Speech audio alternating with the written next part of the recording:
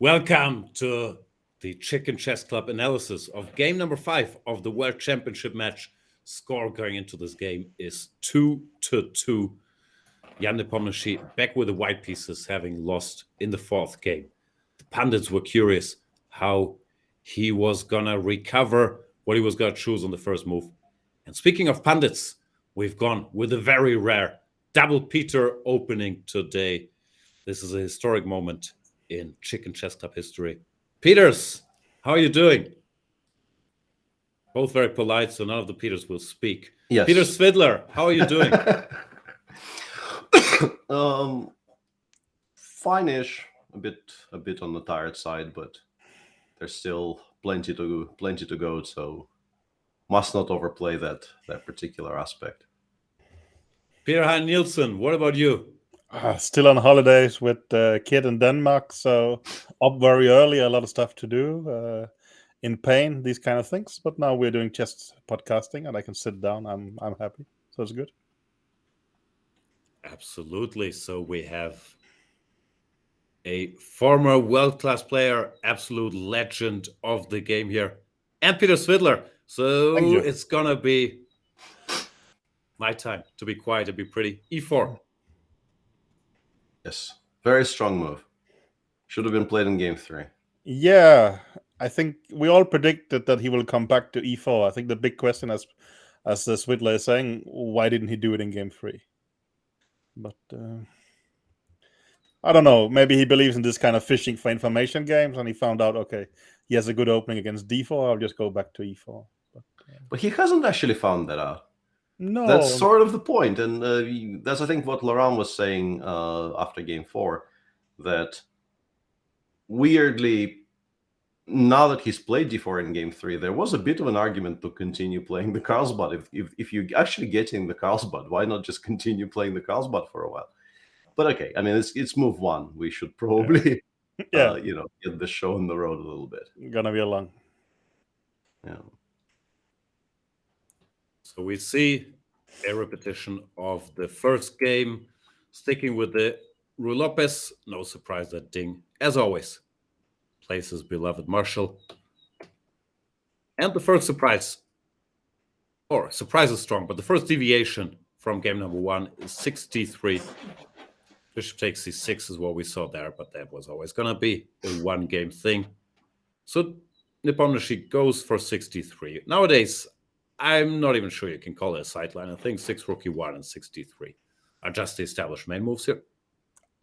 I mean, if anything, I think Nepom has been quite a d3 player historically. It was just against Magnus he went solely rook e1, which is perhaps the more principled move. This d3 is more to play chess, or at least used to be seen like this. I actually think that's where his main experience is. Just for the last World Championship match, he chose to go somewhere else. But probably Peter has a better recollection of such. But that's I'll trust you on this. I'm not as well versed in exactly what he's done here for the vast majority of his career. But I do think that, if anything, maybe d3 has surpassed rook e1 as the main move in this position in top level chess, because Jan's course is just too powerful.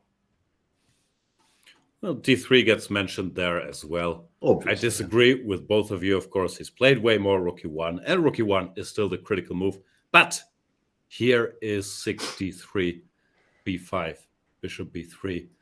Pawn to d6. Could have an argument here. If castles or pawn to d6, the reason for pawn to d6 is after a4, bishop d7 is a possibility now. And we see pawn to c3. This is a bit of a recent trend, maybe. No, it used to be considered absolutely nothing, but they started doing this more and more. Yeah, clearly the other lines have been somewhat exhausted. Both a4 and a3 feel like they're a bit empty, and people have developed a pretty clear sense of what to do against both of those moves. Bishop d2 has become a bit of a more serious move again, maybe. And then this c3, h3, which is what Jan goes with, which is basically a shameful attempt to play the Chigorin tempo down. Yeah, and h3 in particular is important, because these lines used to be considered harmless, rook e1 or knight b2 or any move, because you go knight a5, bishop c2, c5, transposing to the Chigurine, and here d4 never really did very much. But with the pawn on h3 in particular, the computer starts showing some numbers for white here after d4. I guess mainly because you avoided this pin, so there's no direct way to punish it by pinning here. And therefore, a lot of the experts have moved on from knight a5 in this position, including Ding, who starts with bishop b7, trying to wait for half a move, which we also see in the game. If white goes knight b2 here, rook e1. Now you play knight a5, followed by c5, and d4 lost a lot of its punch. So, bunch of subtleties here by both sides, clearly still in book. I'll shut up for the rest of the video, just. Marshall, I feel I can still contribute. a4 is a rare move. I'd only seen it once in a game. Firouzja against Giri, of all people. I'm sure there are more, but it's a sideline. Yeah, interestingly, my co-host today, Alexander Grishuk, his instant reaction here was knight b8 must be very natural. The move I would have considered it eventually, but it didn't seem like the obvious first reaction, and Sasha was advocating for this. But I'm sure it doesn't really, kill off the game immediately either. Yeah, hadn't thought of that. I thought knight a5 looks quite natural now as well. The white idea is to keep his bishop on this diagonal. But after knight a5, c5, I didn't think it looked very scary for black. Still, Nepomniachtchi, of course, prepared this, and Ding started taking some time here. First new move, technically speaking, is bishop g5. Ali Reza played knight a3 here against Giri, queen d7. Didn't get much. But bishop g5 was Nepomniachtchi's idea. And here I was curious, what did you guys feel was natural? Because to me, my first instinct would be to move this knight out of the way. Is that weird? Absolutely. That was the first question I asked Sasha. What are we doing after knight d7? And I'm still a bit puzzled that wasn't the choice, because I think it's sort of reasonably well established by now that in the types of structures that we're about to see in the game, you're actually much better off with a knight on f6, or maybe even b6 in some positions, but definitely f6, than the bishop on those squares. Yeah, that I think is the standard reaction. I wasn't sure if after knight d7 maybe he wants to go bishop e3 and then argue. This helps in some line. Computer even gives white a tiny plus after takes here. But I found it a bit hard to believe. Also, what's interesting is the compy just says go d5 here, and it's zeros, which I guess you have to know. But if you know, that also seems to equalize. So they were just fishing for some slightly fresh position, is my best guess. But I mean, we are basically saying both in game 1 and game 5, Nepom is playing this kind of very concrete prep, and he seems to be bluffing these kind of things. I mean, he will know that d5 is a good move. He just thinks it's unlikely it will happen. Of course, he knows how to react to it, but he's basically playing incredibly practical prep, right? Well, you're always bluffing, right? There's not going to be a single line where white is just much better against the Marshall or Berlin or Petrov. Well, yeah, fair enough. I understand. I don't know.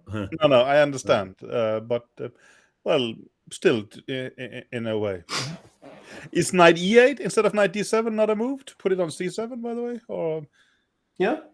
Also, I guess same debate if you have a tiny bit here after bishop e3 or you take. But I agree. Either move seemed very natural. Yeah. Still, what Ding does, I was a bit surprised because generally bishop g5 is sort of telegraphing you want to take here, and the knight is more important than the bishop in the structure. But it still seemed perfectly fine. Yeah. Still didn't really look like this was very much. And AB knight bd2, even, the fact that you sort of have to play knight bd2 here is an indication that black shouldn't be doing that poorly. Like knight a3 followed by knight c2 followed by knight e3 would be, I think, a lot scarier. But before just equalize concretely yet, because you can't actually play knight c2. And after knight c4, I assume we take on c4, we take on a1, and we go d6, d5 immediately. So it just doesn't work move by move. And with the knight on d2, it's so far away from where it needs to be eventually that, yeah, it's just so difficult to believe black shouldn't just equalize here with careful play. If the rook was, if the rook was on e1 and the pawn on h2, how different would it be from these a4 marshals? Well, you don't get these positions if you go rook e1 for starters, because then black goes knight a5, c5 directly. Yeah. I mean, d4 doesn't. Well, 8 a4 marshal, a4 bishop b7, d3 Yeah, d6. Right, so, okay, maybe, yeah. I think he didn't have the option. Yeah, and it. I don't know. You want to describe the way he played the next sequence as a bit autopilot-y, but it's unfair, because bishop f6, d8, b6 is not really necessarily your autopilot here. I think it might be his autopilot. I, like most pundits having an engine running, was very critical of it to play bishop d8 here. I recall he played a very similar maneuver against Rapport in the candidates, so maybe it's just in his system to regroup the bishop here. Didn't feel like a priority, and I would guess he underestimated what we'll see later, this h4 plan. I still don't think this position was very scary, even if he played the dumbest move, 97.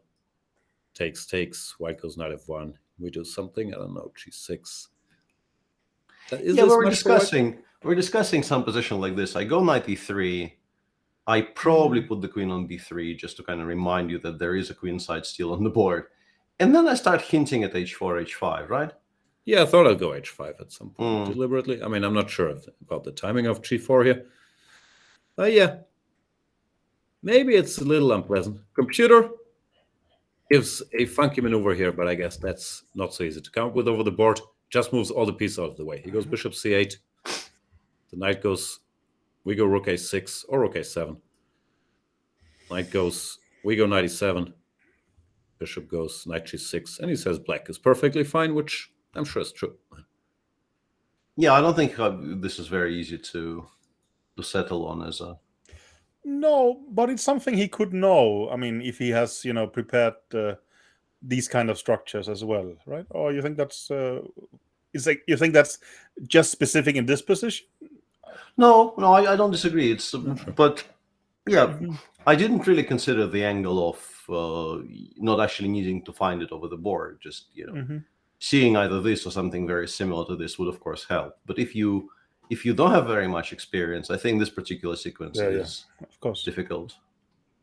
But yeah, some small things. Yeah, h6 maybe isn't the most natural way, and then bishop d8 started looking a little shaky. Now he goes for knight e7, takes, knight e3. The bishop arrives here.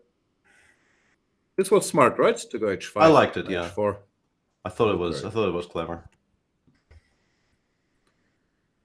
Ding plays queen c6. Compy was giving something like this. Yeah, trying to get the queens off, yeah. Which might have been more practical. Looks like a bit empty, this rook a2, so I understand. Let's get to the next critical position, h5. Ding tries to activate his bishop with pawn to c4, pawn to d4. Well played. You can't take because you lose the pawn. Here I gave rook d8, but not an easy move to play. Also unclear what the follow-up is. Yeah, I think that there were two things about rook d8, which was, I think, actually Sasha's first suggestion. And a very quick one as well. And that should tell us something about strong players finding it. And Ding definitely is, I think. Even timing would suggest to me that he saw it. And my guess was, once again, based on absolutely nothing, that he thought he's in trouble after knight h4 here. And there are two ways to equalize here for black, the machine says. One is d5, which is, I think, like genuinely tricky to find and calculate properly. And the other one, even more surprisingly, is just simply EG4, knight f5, knight f5, knight f5, queen e8. Just allowing white, for instance, to take on h6 with check if you want. Like you can play queen g4, knight takes h6 here. You might be worse though.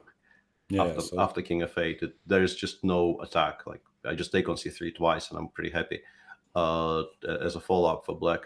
But my guess was he saw knight h4, and he felt that will make him lose control because the positions become a mess. And because it doesn't work, the engine just goes g3 and gives white a slight plus. But I don't think very many people are worried about g3 when they calculate rook d8. Like g3, okay, you shrug your shoulders, you look for a second, you look for something to play.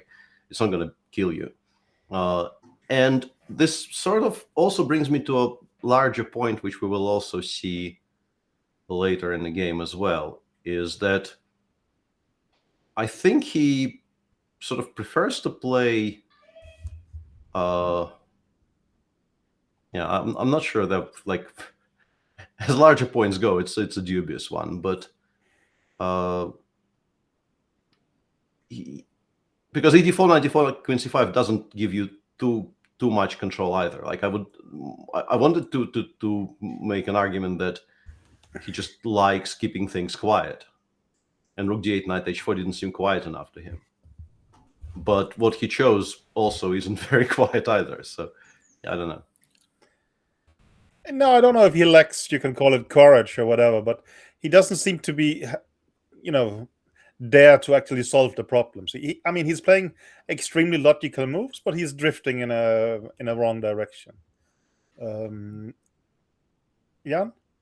No, I agree. I think we'll get to more of these points later. Mm-hmm. But today he just didn't play well. He plays the most obvious move in many situations, but sometimes it lacks a little depth or just didn't work. Here, after 94 is already one of these moments where queen c5 is logical, but it's a significant mistake according to the computer for non-obvious reasons. But queen b7 or queen d7 kept things more or less under control, even though it doesn't look very pretty. Yeah, no, maybe it will insult him, but he's basically playing the move that my intuition feels is the first choice, and that's probably not so good if you always do it like that, right? Somehow. No, I had the same, and once again, we're much weaker players, but during commentary, I kept saying, this is the logical human move, but computer says it's a mistake because of this and that, and then he kept playing it, which is not ideal. Here, Nepomniachtchi missed this move, queen to f3, which was very strong. I would guess, I'm not sure how Mr. Svidler feels about it. The point seems to be after rook e8, which I guess is a normal move, sidestepping e5, that now you go queen g4 and you threaten queen d7, that it's not so easy to think of that particular sequence. Yeah, if that's the reason, it's a very difficult sequence. Yeah. I wasn't even... The Norwegian... Oh, sorry. Yeah. Mm-hmm. No, I think the Norwegian computer, was it giving b4, e5, d5, e6, rook f8 here? Or... Yeah, I'm not saying it's winning, but here, no, I see +2 on my screen. That sounds like a lot. Line. And was some kind of other move, but he was basically defending like that. My engine gave this line. Like but this. it's also tricky here after rook a1. You're actually in trouble. Like bishop d4, ef7, and fe6, queen f8. I mean, it's a very, very tough spot. Best move seems to be queen f6, which you're not dying to play. No. But Nepomniachtchi plays queen g4, also logical enough, but it gives Ding a chance to get back into the game. Queen e5, nice move, keeping an eye on this. Now knight f5 doesn't really do very much. I think you can just take it and go king h7. Black's active. Yeah, and also I think importantly, and that's the reason I think queen d7 on move whatever it was, 26 was playable. Whenever knight d5 in particular gets played, bishop takes e3 is always a valuable option to just get some light pieces off the board. Knight f3 we thought was going to be played. After queen e5. Oops, sorry. Yeah, queen e6 is logical, even though like queen f6 wasn't unplayable, but queen e6 is logical. I think you should maybe even should play it. But the next decision was very, very mystifying to us. Yeah, this is the phase where he makes 3 logical but sort of not ideal moves in a row. But yeah, queen e6 doesn't spoil anything. Although this might have been simpler. Yeah, may have been cleaner. But he goes here. Endgame is nothing. So of course Nepomniachtchi tries knight f5. And now it seemed really important to go queen f6 here. At least practically, there's still a chance on the next move.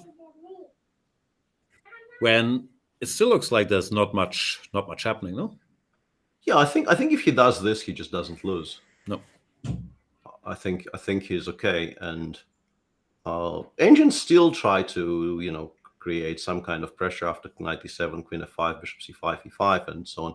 But even if we just like the simplest and the most stupid way to assess it, if you compare this to what he got in the game, like you take this in a heartbeat, and then you ask yourself, okay, what's the way to completely put the game to sleep here? Yeah. But yeah, this has to be the preferred one.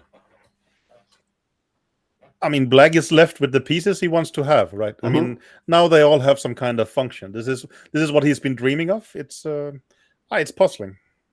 Or not, it's not puzzling, but it's I don't know if it's well, yeah, it just lacks precision. Yeah, you think it's just, but is it precision? Is it lack of confidence? Or, well, also I think in the pre-show Peter made the point that sure, you can take on f5 after 10 seconds because you haven't thought about it, but if you think for 6 minutes, why don't you play queen f6? Yeah, it's very weird. We couldn't really puzzle it out on air because, yeah, exactly. Like I think he had about 20, and this is move 29, or maybe even more than 20. Yeah. And he spent I think 5.5 minutes on this decision. And like for a player of his caliber, this comparison should not be difficult. Now it's important that after queen f6, now he's actually threatening to take, because now if pawn takes, he gets d5, and this is completely different. Yeah, maybe he's better. Which we'll see in a minute. Yeah, black is very fine. Yeah. So also, I mean, it is worth investing 6 minutes. You just come to the wrong conclusion. Yeah, right? It's puzzling. The thing is, even takes was still fine, although his margin is getting smaller move by move. But if you take, he really, really had to go to d7. Like queen f6 is, of course, the most natural move. You block the pawn. But after queen f6, which happened in the game, queen e4, he's in real trouble, at least practically, and probably even effectively.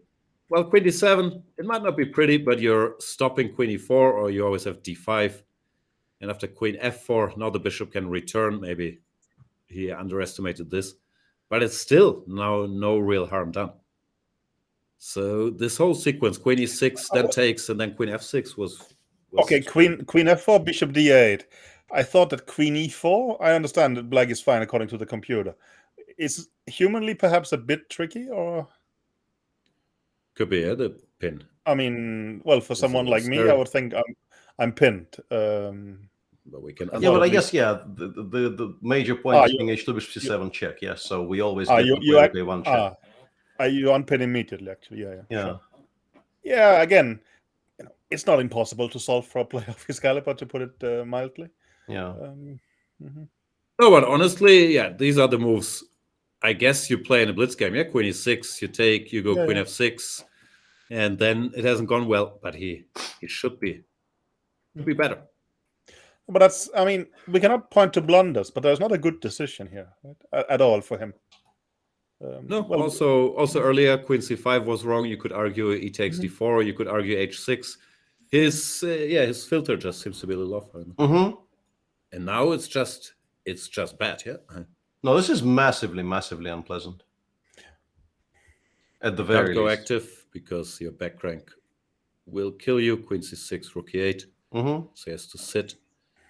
And here Nepomniachtchi, I thought, to give him some credit, starts playing extremely well. Might be easy because his position is so nice, but he makes a lot of nasty little moves, starting with rook e2, making sure there's no counterplay or simplification with b4 ever. So now you can just take. Well, had he gone g4, I guess you sort of bail out. Yeah, I mean, maybe you're not happy. Yeah, I guess takes like on d5 or something, and you probably survive. Your drawing chances increase vastly. Because once again, you have squares for pieces. Yeah, rook e2 was a nice move. He does make one very, very non-obvious mistake in the run-up to the first time control. So if you want to be critical, there's still one decision here by Jan, which is not absolutely the best, but King f1, or which you mean? yeah, king f1, yeah. But it Actually, had a nasty point, I thought. Okay. So practically right. Sorry. maybe instead of queen d8, is it here that b4 is actually a good move? Just very difficult. Might have been the best chance, but already tougher, no? Because you're not getting rid of these 2 pawns. No, I think the computer is just probably correctly evaluating that this is much better than what happens in the game. Now, maybe it even went queen d8 to d7 and started swapping rooks, and I thought this is much easier to defend than the close position we have in the game. I understand it's a pawn less, but one is that good, probably, right? Yeah, and also I think this would be, like, this I'm not even going to criticize, but this would also be an example of something which I think we will see much more clearly a couple of moves later, which we also discussed with Peter Heine before going on air, where a decision like this requires from you an understanding that you're in deep trouble, which I genuinely think maybe was lacking. I think maybe he thought, yes, it's unpleasant, but I will just, sit still and there is no breakthrough. Because we get to queen d8. Of course, you don't allow d6, d5, so you play queen d5. He went king f8 here, also understandable, covering some squares. And yeah, both king g2 and king h2 objectively are stronger than what Jan played. I think the engine is pretty adamant about it. But king f1 is not a bad move. It's just that it's slightly less precise for specific reasons. Yeah, well, king f1 had a nice point, I thought. That if black goes queen c8, which I guess is sort of logical to prepare this, and that now f6 is actually close to winning. No, I think this is no longer a check. Is this what Sese is saying? Because I think gf6 is what you're supposed to play. Yeah, but I have strong engines, sir. Okay, because I thought this was sort of survivable. Just go king g8, d5, bishop f8, and it's not great, but it's. With the stronger engine than the one running here is also getting unpleasant, but still, it was a much better chance. Exactly. I mean, what I mean is it's an improvement over doing nothing, as we will see, I think, very, very pronouncedly in a couple of moves' time. But yeah, my version, as we were discussing it with Sasha on air, was that Jan played king f1, and I think king f8 was played with the intention of playing queen c8, queen b7. Sure, yeah. Quite clearly. And then Ding realized king f1, queen c8. After f6, if he takes on g4, rook e7 gives mate. Yeah. So you have to go gf. And then there is this queen e4 move, and it becomes genuinely scary. And also white finally starts getting somewhere, like the knight starts getting to f5. All of these things are like genuinely not something you want to allow. And then it becomes a question of how bad do you believe your position is right now? Do you welcome a chance to calculate something, or do you tell yourself, I really, really don't need any of this in my life. I can play quietly and nothing will happen. And I think he clearly erred on that side. I think he thought he was, maybe if not okay, he thought he was going just to survive by passing. He basically keeps making the wrong choice. No, not blunders, but I mean, it's a bit like Peter said. Which game was it? The game he lost with white, game 2, where he said he didn't get a decision right after the opening. I felt a little bit like that version, no? Yeah. But I think Swidler makes a very good point in terms of that. I mean, I will be critical of many of his moves, but if you sort of go into his mind and he thinks he's only slightly worse, it becomes understandable what he's doing, that he's trying to, he doesn't calculate this to the end. I mean, he trusts his opponent here, right? I mean, he thinks, okay, my opponent is trying this and he's not calling his bluff. And probably short of time, he doesn't think he has to, because he thinks, okay, things are not too bad. But this rook c8 and back to b8 now reminds me, of course, of game 2. But no, I think it's a good point that it's a positional misjudgment, which leads to that he starts looking for the wrong things in a way. Yeah. No, in Engine's speech, I think this is the decisive mistake after rook e4. There is no longer a defense. But rook e4 is strong. I mean, without rook e4, it's not that clear as far as I remember. And of course, we see in the game the idea of g5, but even rook f4 at some points is a nice move. There's also a very beautiful idea specifically here, like queen d7 would be a very natural reply to this, trying to get the queen to c6. Yeah, it loses to 95, 96, Mhm. which doesn't exist without rook e4. No. Because you need to have the threat of rook f4 immediately. So yeah, Mhm. it's a very strong move. It's a missable move, which Jan played quite Mhm. quickly. And Yeah. yeah, No, it does everything. It also stops b4 yet again because the rook keeps an eye on this pawn. Mhm. And now it's really, really bad. And Ding, once again, he goes rook b8. Okay, he's waiting. Maybe he underestimated this breakthrough, g5. But now he also loses without a fight. After hg5, Jan makes the natural moves, which he had all calculated, and wraps it up. But after queen c8, it's actually still tricky. Not saying this is an easy decision. Of course, after g5, your default is to take. But these moments keep summing up where Ding just doesn't find a chance to stay in the game. He had like 6 minutes left, but he more or less took on g5 instantly, right? Pretty much instantly, yeah. Yeah. Yeah. And this, I mean, of course, it's not great, but not easy at all. Yeah. Computer line is something sick, but you have to actually let him run forever. Takes, f6, queen h3, king e2, king g8. None of these moves make sense to me, just showing knight h4, rook f8, knight f5, Okay. takes, king d2, queen h2, and now the obvious rook e1, queen f2, king d1. And white actually wins, but finding this strikes me as Yeah, good somewhat luck, harder yeah. than making the moves in the game. Yeah. Mhm. It's interesting that this is what it, because I'm trying not to consult the engines too much, and what I saw after queen c8 on my screen was gh knight h2, which is not simpler, but also like a completely different direction, just switching to winning some endgame after takes knight g4. Yeah, but there I thought it wasn't so clear if you actually win. Like here, I mean, white is better, but black is very much in the game. While the other one, I mean, you have to let it run. Actually, even for computers, this isn't easy. But this it says is winning. Yeah, but hg rook g4, you can basically pack it in, and it's like, what was, don't want to be too sharply critical of this, but what did he think was the point of g5 was? Hello, Joyce. Not sure. We can show maybe the tactic here: f6, knight h4, gh h6, and game over. But that's isn't tough for a player of Nepomniachtchi's level. Yeah, no, it's not difficult for Jan to find, but like when he was taking on g5, did he think it was some kind of a bluff or a blunder of a pawn or what? He probably thought everything else loses, f6, g6, whatever else threatens, so might as well take and then think. But yeah, it wasn't great. Yeah, but that's again, I mean, it seems too willing in some way, right? I mean, well, after the next move, he realized, okay, this is gone.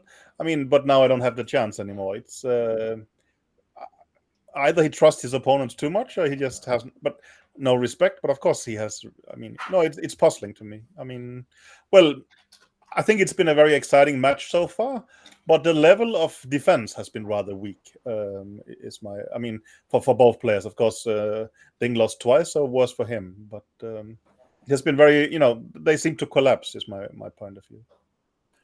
Yeah.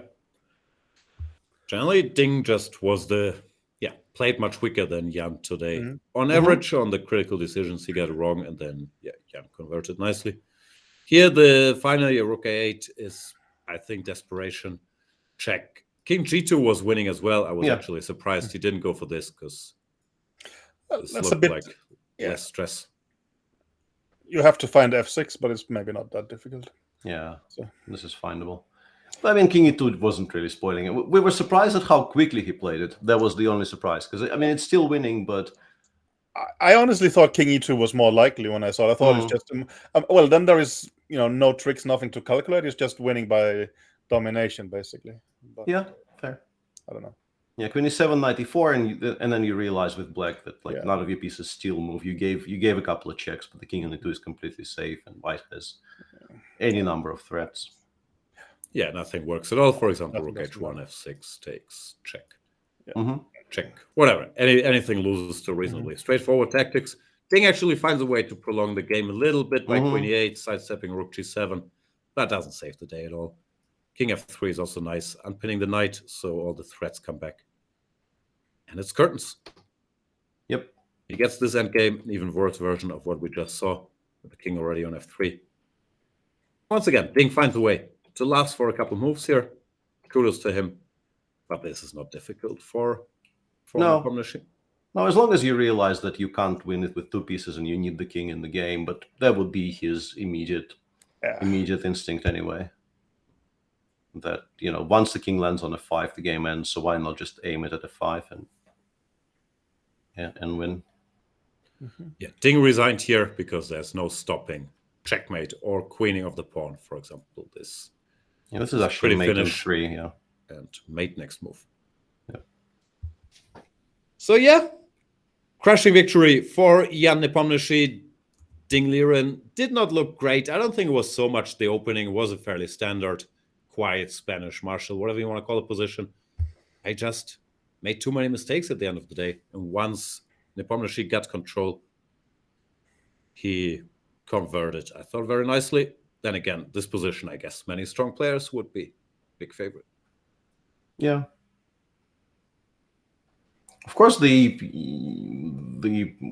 interesting talking point is after game 4, we were saying that, this is where, Jan Nepomniachtchi, of the past versions of him, would be very prone to, going off a deep end. And, definitely did not happen today. So, but I think he didn't do anything too special. I think they on purpose chose a very, very solid opening line defined by the structure where you don't have much, but you're probably very safe with white, no matter what. And he thought, okay, if I get something, I'll try, but if not, I won't. But Ding really helped him into the game, or to get winning chances a couple times. I mean, I'm here with 2 poker specialists, right? But if you want someone to tilt, you need to help him a little bit, right? Yeah, You have to nudge him in the direction a little bit for sure. Yeah. Where could he have tilted? Like not playing out of 193? I mean, yeah, that's a fair point. Yeah, that's a fair point. Let's wrap it up here. Ding Liren now down 3-2 again as the white pieces in the next game. Thank you so much to both Peters for the expert analysis. See you soon. Thanks a lot.